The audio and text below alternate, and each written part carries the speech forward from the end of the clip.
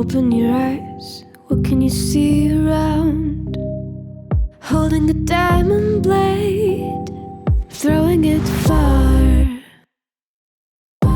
Holding your breath still, you jump the fire. We'll just sit and wait till you see me fly. You know they'll never catch me for it. See me fly, the way I put my finger on it. See me fly, you got it, then try to tell me you got the wrong guy. Then try to tell me you got the wrong guy.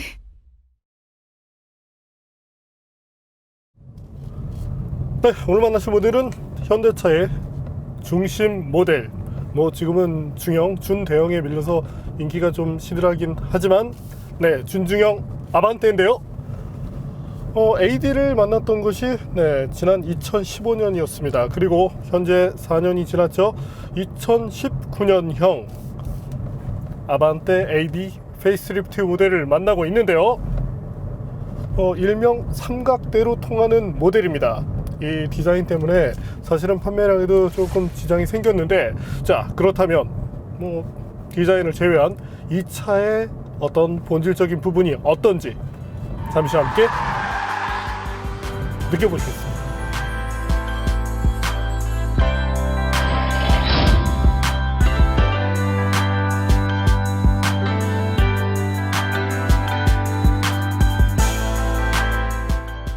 아반떼 페이스리프트가 출시되고 약 1년이 지났습니다. 전면부의 디자인 때문에 아반떼가 아니라 삼각대로 불리며 놀림을 당하고 있는데요. 이러한 디자인이 실제 판매량에 얼마나 영향을 미쳤는지 볼까요? 둘 다 연평균 7만 대는 판매되고 있는 것을 확인할 수 있죠.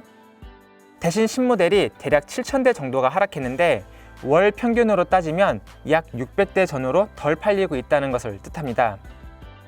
물론 소형 SUV 수요 증가도 이유가 될 텐데요. 어떠세요? 이제 디자인이 익숙한 느낌인가요? 헤드램프와 안개등이 삼각형의 형태고 그릴은 현대차의 최신 스타일을 사용합니다. 현재 모델은 가성비를 추구한 중간 트림이기에 15인치 휠을 쓰고 있는데 효율이나 승차감에 큰 도움이 됩니다. 후면부 번호판은 트렁크에서 범퍼 하단으로 자리를 옮겼죠. 리어램프도 날카롭게 다듬었습니다. 범퍼 하단에는 작게나마 디퓨저 디자인도 추가했고요. 인테리어는 부분적으로 달라졌습니다. 스티어링 휠도 최신 스타일이고 송풍구 디자인도 한층 세련된 느낌으로 변했죠. 계기판과 계기판 하우징 등에 카본 패턴을 넣은 것도 좋습니다. 센터페시아 하단 공조장치의 일부 버튼 디자인도 달라졌고요. 풍량 조절이 버튼에서 다이얼로 바뀌었죠. 테스트 모델은 중간 트림인데 옵션 패키지를 통해 앞좌석 통풍 기능까지 추가되어 있습니다. 뒷좌석 공간 자체는 넉넉합니다. 국산차가 잘하는 부분이죠.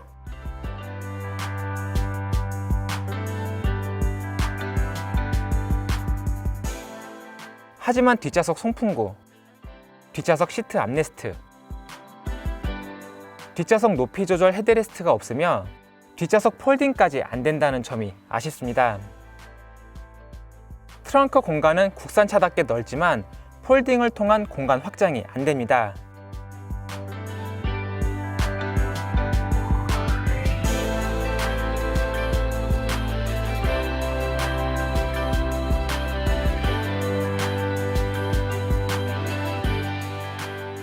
뒷좌석 폴딩을 하기 위해서는 최상급인 프리미엄 트림을 선택하거나 옵션으로 컴포트 패키지 2를 추가해야 합니다. 트렁크 버튼은 현대차 로고에서 여기를 누르면 되고요. 잠시 신형 아반떼가 들려주는 감성 측면의 소리를 들어볼까요?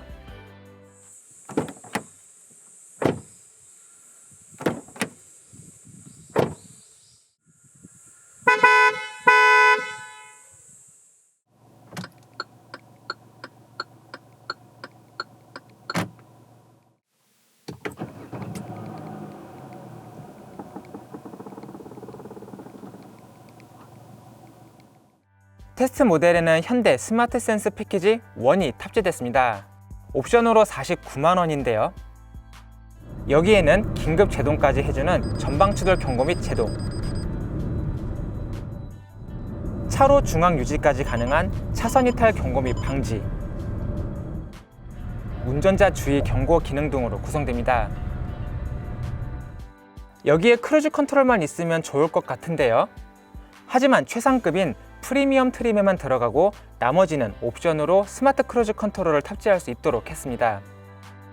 소형 SUV를 생각하면 가격표상으로는 저렴해 보이는데 그래도 최소한 2천만 원 이상은 받고 싶어 하는 현대차의 의지를 느낄 수 있네요.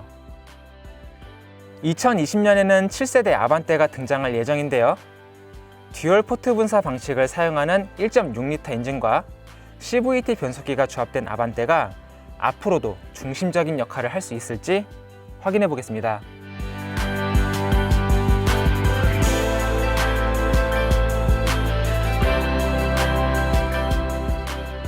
네, 잠시 들어가기 앞서 용어를 잠깐 정리를 할 필요가 있을 것 같습니다. 현재 모델에는 듀얼 포트 분사 시스템이 정착이 됐죠. 하지만 듀얼 포트 분사 방식이냐, 듀얼 인젝터냐, 아니면 듀얼 분사 방식인지 이런 부분에 대해서 조금 헷갈려 하실 분들이 계실 것 같습니다.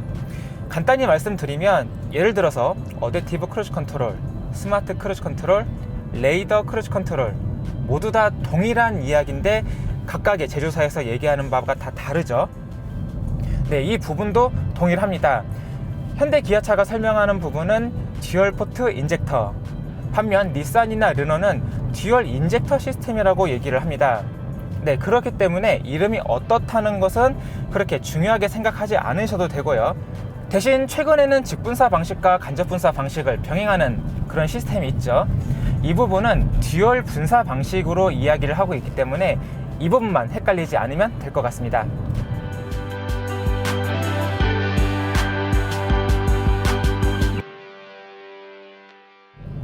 자, 그럼 날카로운 눈매를 갖고 있는 아반떼와 함께 달려볼까요? 네, 임시적으로 자세 제어 장치를 해제를 해봤습니다.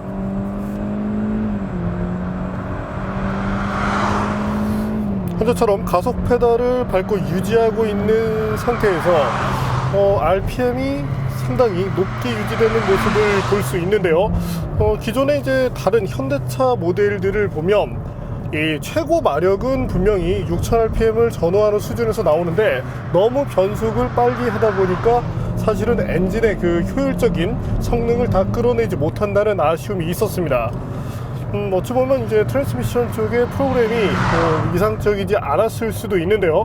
반면 현재는 기존과 다른, 기존에 쓰던 자동 변속기가 아닌 IVT라 불리는 CVT를 사용하고 있습니다. 네, 뭐 무단 변속기인데 제조사마다 부르는 이름이야 뭐 얼마든지 달라질 수 있죠.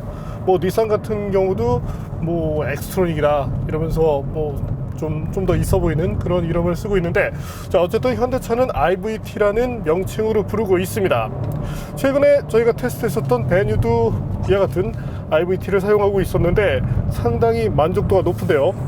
앞서 말씀드린 것처럼 엔진의 가용 영역을 조금 더 탄력적으로 사용을 합니다.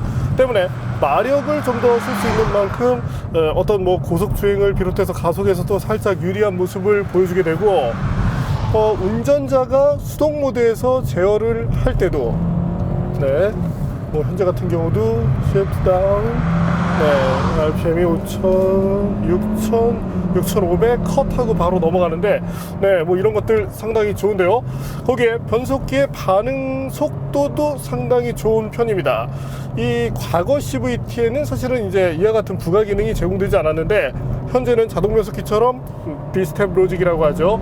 네, RPM이 올라갔다가 꺾이고 내려오고 이런 점들로 인해서 이 CVT가 갔던 그런 이 질감적인 아쉬움을 해소를 했고, 거기에 수동 모드를 쓰고 있을 때 반응성을 개선시키면서 뭐 마치 듀얼 클러치 시스템 부럽지 않은, 제 입장에서는 사실은 뭐 일상 모델에서는 듀얼 클러치 시스템이 그렇게 필요하지 않거든요. 때문에 뭐 효율적인 부분으로 놓고 보더라도 현재 IVT에 좀 더 많은 점수를 주고 싶습니다. 현대가 사실은 이 CVT에 대한 노하우가 많지 않은데 상당히 셋업 뭐 이런 부분 잘 했는데요. 자, 엔진도 바뀌었죠. 기아 K3를 통해서 먼저 선보여줬었던 스마트 스트림 엔진을 사용하는데 배기량은 1.6으로 기존과 같습니다. 하지만 출력이 떨어졌죠. 기존에는 이제 현대차가 빡빡빡빡 해서 정말 출력을 긁었었는데, 그러면서 이제 그런 것들을 마케팅 포인트로 많이 썼었죠. 소비자들도 동급 최고 성능 이러면서 열심히 박수를 쳤습니다. 하지만 현재 모델 출력이 대폭 떨어졌죠. 무려 123마력을 내고 있는데, 예전 같았으면 뭐 이렇게 형편없어 라고 얘기를 하실 분들도 계실 겁니다. 사실 어떤 그 피크 파워를 보면 분명히 떨어진 것은 사실이죠. 최대 토크도 15.7kg 폴스미터, 수치적으로 봤을 때 그렇게 메리트 있는 엔진은 아닙니다. 하지만 변속기와 짝을 이뤄서 최고의 시너지를 내주고 있는데, 이런 점들이 가속 성능에서 잘 나타납니다. 자, 가속 성능을 한번 볼까요?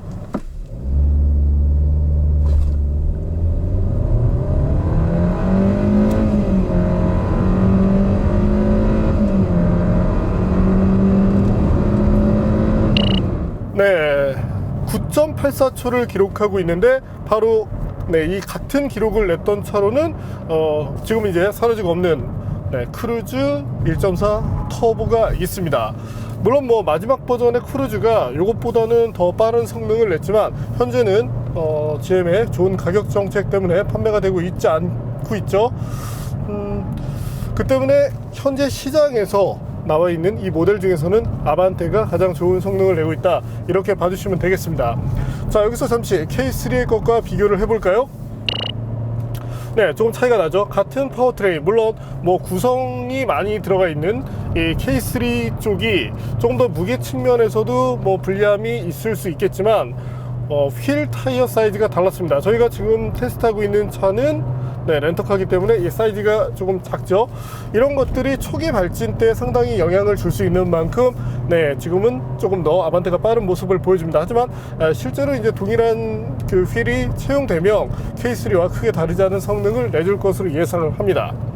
뭐 그렇다고 해도 기존 모델과 비교했을 때 상당히 좋은 모습을 보여주고 있죠.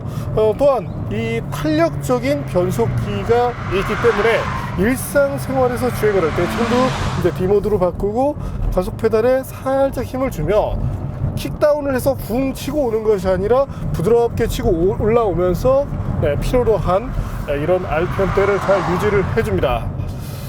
저희가 최근에 이제 테스트했었던 기아 K7 스마트 스트림 엔진이 들어갔던 2.5L K7과 비교를 한다면 그것보다 아반떼가 조금 더 경쾌하고 편안한 주행을 하는데 도움이 되네요.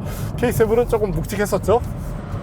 자, 또한 저희가 항상 과거에 지적했었던 부분, 이 스티어링 휠을 돌릴 때의 만족감, 이런 것들을 이제 얘기하게 되는데, 자, 핸들링 개념으로 놓고 봤을 때 현대차는 정말 지지리도 핸들링을 튜닝을 못하는 브랜드 중에 하나였습니다. 하지만 지금은 1차적으로 스티어링 시스템에 대한 이 개념을 약간 잡기 시작했고, 물론 아직은 최고는 아닙니다. 하지만 그래도 중간 영역에 턱걸이 할 정도 수준이 되었기 때문에 일상에서 이 차를 다룰 때, 또한 이 차의 뭐 소비자 타겟을 비롯해서 다른 모델들과 이렇게 비교를 하더라도 크게 떨어지지는 않는 만큼 이 부분에 대해서는 적당히 타협을 해줄 수 있겠습니다. 거기에 서스펜션 자체가 이제 뭐 유럽 엔지니어들이 많이 와서 그런지 조금은 단단한 그런 성향으로 가고 있죠. 때문에 핸들링 자체에서는 생각보다 좋은 모습을 보여줍니다.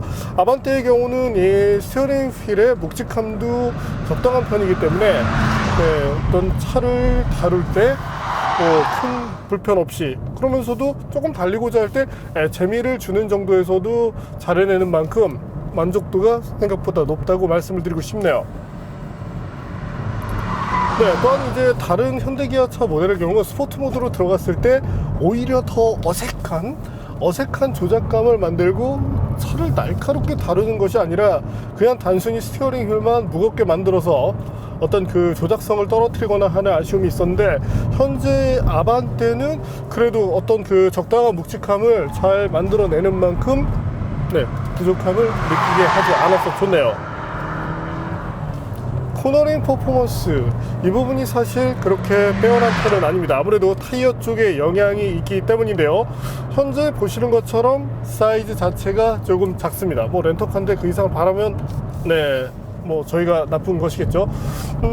현재 채용되어 있는 타이어는 넥센의 엠프리지 AH8라는 모델인데 조금은 네, 이 저렴한 차들을 타겟으로 하는 경향이 있습니다. 때문에 이 소리는 빽빽 질러대고 있지만 실제 이 코너링 퍼포먼스 자체는 생각보다 많이 낮은 편입니다. 지금도 스티어링 휠 이렇게 움직일 때마다 끽끽끽 소리가 나고 있지만 실제 속도는 높지 않고요. 다만 이 아반떼가 갖고 있는 차체나 어떤 그 셰시의 경쟁력으로 본다면 타이어가 조금 더 업그레이드가 되어서 조금 더 그립이 잘 나오는 그런 사계절 타이어를 채용해 준다면 기대 이상의 성능을 내줄 것으로 전망이 됩니다. 최근 이제 현대기아차가 이 타이어를 쓰는 부분에 있어서도 상당히 신경을 많이 쓰고 있죠. 기존에는 이제 제네시스 G70 같은 경우도 3.3 터보 모델에 PS4를 쓰다가 드디어 이제 상급 모델인 PS4S를 쓰기 시작했습니다. 뭐 당연히 이렇게 되면 차가 코너링이 더 좋아질 수밖에 없겠죠. 소위 말하는 타이어빨. 네, 때로는 셰시에서 모든 걸 다 가져갈 수 없다면 타이어빨을 내세우는 것도 중요합니다. 어쨌든 현재 차는 이제 입문 케이스에 이런 구성을 갖고 있다 보니까 조금은 부족하지만 그래도 이 사이즈가 한 17인치급 정도로 좀 조율이 되면 충분한 만족감을 보여줄 수 있을 것 같네요. 뭐 그럼에도 불구하고 어떤 그 차를 다루는 느낌에서는 아쉬움이 없고, 특히 이 휠 사이즈가 작아지면서 이점이 되는 부분이 있는데요. 바로 승차감이죠. 최근 이제 현대기아차가 핸들링 쪽으로 관심을 두면서 승차감을 상당히 놓치고 가는 모습을 보여줄 때가 많습니다. 거기에 최상급 트림으로 가면 타이어 사이즈가 넓어지고 휠의 직경이 커지면서 승차감이 많이 떨어지곤 했었죠. 반면 현재 모델은 딱 좋은 수준의 준중형 차에서 필요로 하는 정도 수준의 승차감을 보여줍니다. 거기에 이제 그 서스펜션의 완성도 역시도 그 기아 K3와 비교를 했을 때 상당히 좋은 모습인데요. 이 확실히 현대차와 기아차를 타다 보면 기아차가 완성도 부분에서 떨어진다는 느낌을 쉽게 받게 됩니다. 특히 뒷좌석에 탔을 때 승차감에서 그 격차가 여실없이 드러나는데 아무래도 뭐 제 입장에서도 큰형님, 우리 집안을 이끌어왔던 그 중심, 아무래도 뭐 그쪽에다 좀 더 비중을 두는 것이 당연하다고 생각이 되네요. 물론 디자인으로 놓고 본다면 K3 쪽이 조금 유리할 수도 있습니다. 어쨌든 이번 아반떼, 삼각대라고 불리면서 뭐 디자인 어떤 분이 하셨는지 모르겠지만 거의 뭐 사실은 디자인 부분에서는 거의 망이죠. 하지만 차를 타는 입장, 디자인이라는 것은 내가 내려서 밖에서 바라보는 것이지만 물론 중요하긴 합니다. 하지만 실제 차를 타고 있을 때 내가 누릴 수 있는 것들은 대부분 다 안에서 제공이 되죠. 그 때문에 편안한 시트, 어떤 구성, 편의장비에 열광하는 이유가 뭡니까? 바로 그런 것들 때문이죠.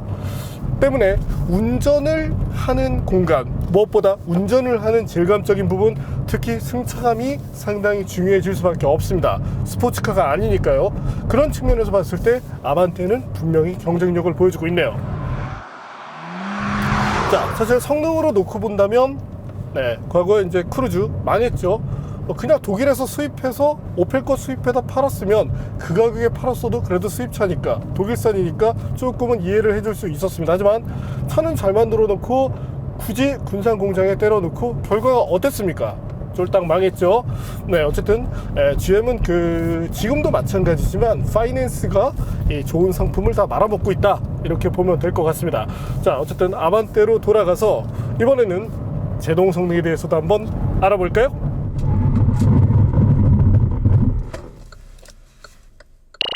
현재 보시는 것처럼 최단거리는 41m를 마크하고 있는데 평균적으로는 42m대, 최장도 42m대로 계측이 되었습니다. 아무래도 이 원인을 꼽자면 타이어 쪽에서 조금 잃고 들어가는 것이 많았는데요. 현재처럼 속도가 약간 유지되는 환경, 제동 브레이크 페달을 압박하자마자 차가 미끌리면서 때로는 툭 툭툭툭툭툭 튀어가는 그런 모습을 볼 수가 있습니다. 뭐 소리로도 그렇죠. 때문에 타이어의 어떤 그 드라이 퍼포먼스, 마른路면에서의 성능이 올라준다면 이거보다 좋은 제동 거리를 낼 수 있겠고, 그것보다 중시할 것은 편차가 많이 적어졌습니다. 제동 최단과 최장거리의 편차가 줄어든다는 것은 그 제동 시스템에 대한 신뢰도를 언급하게 만들어주는 부분인데요. 네, 현재 이 아반떼의 제동 시스템, 최근에 저희가 테스트했었던 몇몇 이제 현대 기아차들이 이런 모습들을 보여주고 있는데 상당히 좋은 예라고 말씀을 드리고 싶네요. 아무래도 기술의 발전이 소재의 발전으로 이어졌을 수도 있겠죠. 네, 소음을 줄이면서 이와 같은 성능을 꾸준히 지속해 준다는 점은 칭찬할 부분입니다. 자, 그럼 이번에는 아반떼 정숙성도 알아볼까요? 네, 현재 보시는 것처럼 중앙부가 이제 이 정도라면 그래도 준중형 모델로서는 상당히 좋은 편이라고 말씀을 드리고 싶네요. 기아 K3의 것과 비교를 해볼까요? 아무래도 이제 타이어가 좀 넓긴 했지만 K3가 좀 더 좋은 타이어를 쓰다 보니까 네, 이 아반떼의 주행 소음이 약간 더 높게 나왔습니다. 하지만 뭐 이건 타이어의 성능에 대한 부분이죠. 자, 그럼 마지막으로 주행 연비에 대해서도 한번 알아볼까요? 네, 상당히 경쟁력 있는 연비를 보여주고 있는데요. 적어도 뭐 거창한 이름의 뭐 스마트 스트림 뭐 이런 것들을 제외하고 적어도 배기량 대비 좋은 수준의 연비는 보여주고 있다, 이렇게 말씀을 드리고 싶습니다. 특히나 이제 연비만 쥐어짜는 것이 아니라 일상에서의 이 성능까지도 어느 정도 가져가는 만큼 네, 아반떼는 뭐 충분히 칭찬할 만 하겠는데요.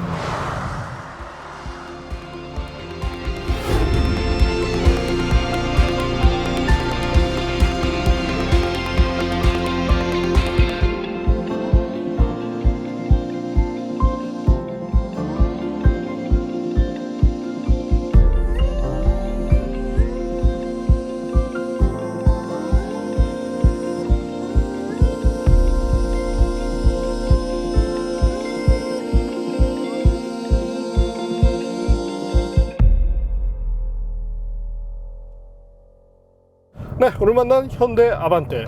현대차에 이 아반떼 시승차가 없다고 합니다. 그래서 저희도 이제 부득이하게 이제 렌터카를 빌려서 이렇게 조심스럽게 이렇게 운영을 하고 있는데, 자, 일단 현재 모델의 가격은 2천만 원 정도인데요. 2015만 원으로 나왔는데 이 정도라면 가성비가 매우 좋습니다.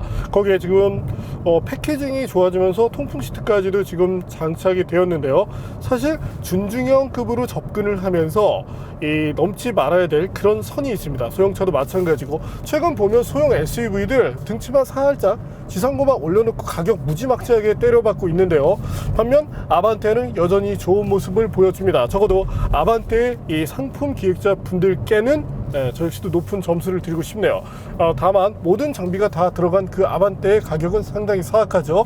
그것을 구입하는 것보다는 소나타가 당연히 낫고요. 자, 어쨌든 이 시장에서 성능이 좋았던 크루즈가 빠지게 되면서 지금 그 모든 것, 성능을 비롯한 그 나머지 모든 것들을 다 아반떼가 갖게 됐습니다. 때문에 저 역시도 앞으로 추천을 드린다면 디자인 빼고요, 아반떼 쪽에 조금 더 점수를 드릴 것 같네요.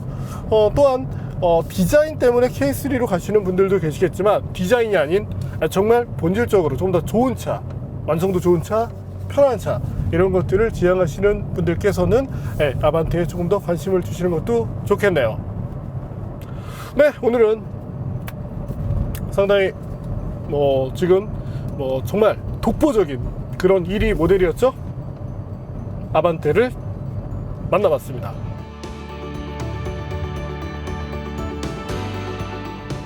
디자이너만 아니었으면 정말 이것보다 훨씬 많이 팔릴 텐데, 항상 일부 모델에서 디자인이 상당히 초치는 모습을 보여주고 있죠. 어쨌든 이 대중 모델에서 중요한 것은 대중성이죠. 나만의 디자인 철학은 스케치북에 열심히 그리면 됩니다.